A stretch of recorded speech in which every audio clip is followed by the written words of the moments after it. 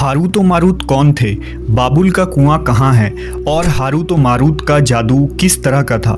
ये वो पुरअसरार सवालात हैं जिनके जवाब तो बहुत हैं और लिखने वालों ने भी बहुत कुछ लिखा है, लेकिन उन किस्से कहानियों में हकीकत को तलाश करना गहरे समुंदर से मोतियां निकालने के बराबर है। हारूत व मारूत के मुतालिक बुनियादी तौर पर दो तरह की रवायतें मिलती हैं, एक वो जो कुरान व हदीस और ताबईन के अक़वाल में मौजूद है और दूसरी वो जो तौरेत व इंजील और इसराइली रिवायतों में आती है, जबकि उन इसराइली रिवायतों को बेशतर उलमा और मुवर्रिखीन ने तायीद की है। इस वीडियो में हम उन दोनों तरह की रिवायतों और वाक़यात को मुकम्मल पेश करेंगे।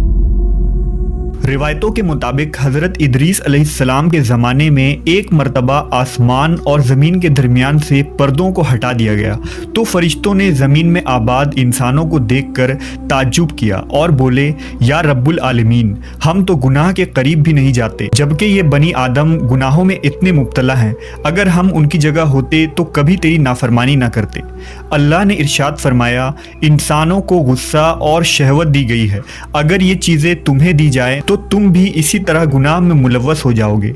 लेकिन फरिश्तों ने कहा, हम ऐसा हरगिज़ न करेंगे। लिहाजा अल्लाह के हुक्म से फरिश्तों ने अपनी जमात में से दो बेहतरीन और इताअत गुजार फरिश्तों को चुन लिया, जिनका नाम हारूत और मारूत था। अल्लाह ने उन दो फरिश्तों में इंसानी फितरत और शहवत डालकर दुनिया में भेजा। वो शहर बाबुल में दो खूबसूरत इंसान बनकर आए और काजी के काम पर मुकर्रर हो गए, जहाँ वो लोगों के दरमियान फैसले किया करते थे। एक दिन उनके पास एक औरत अपना मुकदमा लेकर आई और कहा कि उसका शौहर उसे बहुत परेशान करता है। हारूत व मारूत ने जब उस औरत को देखा तो वो उसकी खूबसूरती और हुस्न से मरऊब हो गए और उस पर आशिक हो गए। उन्होंने उस औरत से जिना की ख्वाहिश की तो औरत ने उनसे कहा, तुम्हारी ये ख्वाहिश मैं तभी पूरी करूंगी जब तुम बुत की पूजा करो, शराब पियो या मेरे खाविंद को कत्ल कर दो। हारूत व मारूत ने शराब नोशी को छोटा गुनाह समझकर पी लिया और नशे की मस्ती में दो और कबीरा गुनाह कर बैठे। उस औरत ने उनसे आसमान पर चढ़ने का अमल भी सीख लिया, जिसके जरिया वो आसमान पर जाते थे। जब औरत इस अमल के जरिया आसमान पर गई तो अल्लाह के हुक्म से उसे सितारे की शक्ल में मस्ख कर दिया गया। चूंकि उस औरत का नाम ज़ोहरा था, इसलिए वो सैयारा ज़ोहरा कहलाया, जिसे आज वीनस कहते हैं। इस गुनाह की वजह से हारूत व मारूत खुद वो इसमें आज़म भूल गए जिसे पढ़कर वो आसमान पर जाते थे और बतौर सज़ा उन्हें बाबुल के एक कुएं में उल्टा लटका दिया गया, जहां वो ता क़यामत यूं ही कैद रहेंगे। ये एक इसराइली रवायत है जिसे इमाम इब्न कसीर और फ़खरुद्दीन राज़ी जैसे मुफस्सरीन अफसाना और मन घड़त कहानी करार देकर सख्ती से रद्द कर देते हैं। वहीं इमाम सयूती जैसे उलमा इस रिवायत को मुस्तनद मानते हैं। हारूत व मारूत और चाहे बाबुल के सिलसिले में एक और रिवायत कसरत से बयान की जाती है, जिसके मुताबिक एक ज़माना ऐसा था जब शहर बाबुल रुए ज़मीन पर तहजीब व तमद्दुन का मरकज़ था। यहाँ के लोग बातिल खुदा की परस्तिश किया करते थे।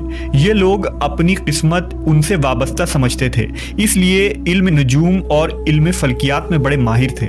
उनके बुतकदों में सितारों की पूजा की जाती थी। ये लोग जादू, तंत्र मंत्र, सिफली को बहुत अहमियत देते और इस इल्म के जरिया मुआशरे में खूब फसाद फैलाते थे। ये लोग तिलिस्म, जादू, तंत्र मंत्र में बहुत आगे बढ़ गए। उनमें बड़े बड़े जादूगर मौजूद थे।